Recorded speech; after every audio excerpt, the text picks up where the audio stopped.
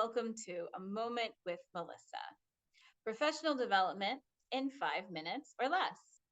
Today, we're going to turn you into a Manding master, almost as cool as a ringmaster, but not quite. In order to be a Manding master, you need to be able to capture and contrive motivation for your students to man. Don't forget, unless your student has motivation for an item, there can't be a mand. Motivation is the antecedent for a mand, and without motivation, we don't have a mand. One of the ways that we can capture and contrive motivation is called bit by bit. And basically, that means that we give small pieces of items, maybe edibles, or we have activities that have multiple pieces. For instance, some of my students really like to drive this car on these puzzles, but it's no fun when you only have one puzzle piece. So I'll give them one puzzle piece at a time. And in that case, I am contriving motivation for a man for a puzzle piece bit by bit. Another idea is to use bubbles. Bubbles are awesome because they're called consumables. What that means is they go away very quickly, which causes your student to always man for more. Another one that I really like, and those of you that have been in my trainings lately, you've seen me use these with adults. I'm calling them Nerf squeezies.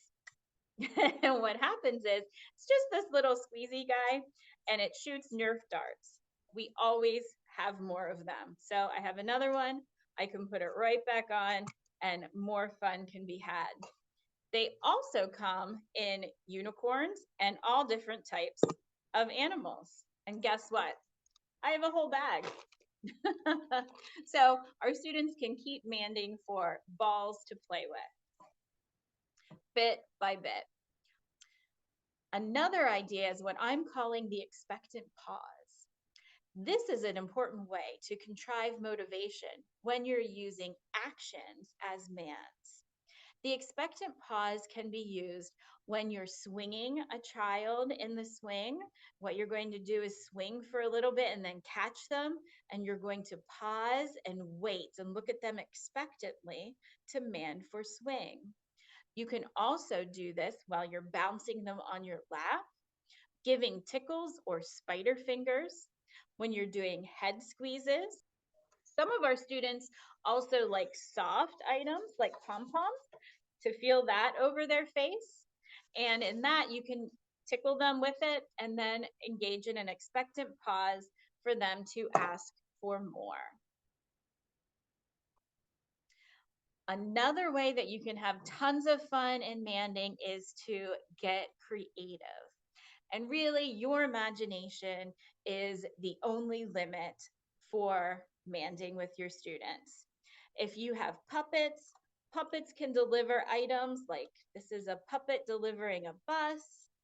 You can use telescopes and pretend to be pirates and say, ahoy, matey, to contrive motivation for your students to use telescopes. And there my thing said ahoy. You can even use items in interesting ways. This is a bowl, but today I'm going to use it as a hat. And then I might go, achoo! And the hat falls off, and my student starts giggling, and we start putting things on our head as hats and sneezing to make them fall off. All kinds of fun. We can also play dress up. I have some Minnie Mouse ears here today, and we can take turns using different dress up pieces. Get creative with your students, have as much fun as you can. That's what's going to make your manding sessions go really well. As silly as you can get with your elephant noses, that's what's going to make it fun, and that's what is going to keep your students coming back for more manding sessions with you. Other ideas are capturing the opportunity. So be aware of the opportunities around you. Watch your students and see what they might be missing throughout the school day. Think about snack time.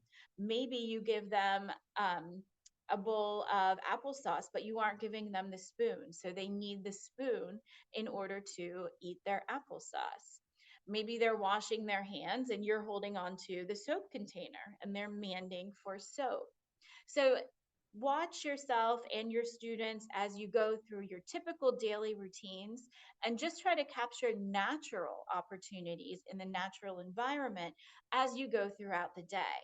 Remember, manding just doesn't happen at the table in these very contrived situations. It should happen across the entire school day and in and within every single activity across the entire school day. Another idea is special delivery. This is one of my favorites. Maybe your student wants this fun bouncy ball, but I'm not just going to hand him the bouncy ball. I'm going to put it in a bowl and I'm going to like dump it down on the table in front of him so that it bounces. Or maybe I'm going to put it in Baby Shark's mouth and Baby Shark is going to sing while he delivers the bouncy ball. Or maybe I'm going to use this fun grabber and I'm going to put the bouncy ball in the fun grabber to deliver the bouncy ball. Again, your imagination is the limit. Don't be boring and just hand things to students. Don't be a vending machine. Even vary the way that you deliver things to your students. Finally, most importantly, because we know that without motivation, there can't be a mand, always remember to go with the flow, follow the MO. I don't know who made up this quote, but I really like it. Follow your students' lead, follow their motivation. If they're getting bored of the Baby Shark song, guess what? It's time to move on, and you need to bring out some Play Doh. In fact, I would recommend that you switch things, your items, your activities, even before your student gets tired of them or before you notice that your student gets tired of them.